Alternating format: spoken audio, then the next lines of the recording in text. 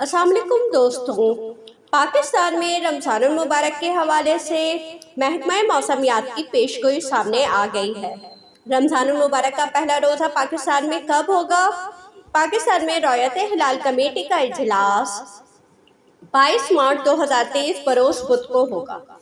महकमा मौसमियात के मुताबिक रमज़ान के नए चांद की पैदाइश 21 मार्च की शब 10:23 पर होगी।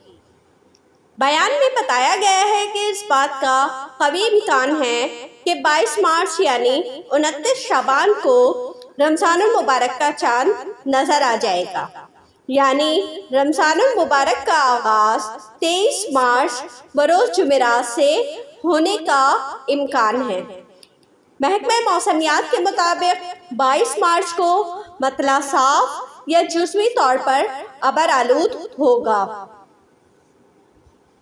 तो दोस्तों, अगर आप मेरे चैनल पर नए हैं तो प्लीज़ मेरे चैनल को सब्सक्राइब कीजिए। Thanks for watching.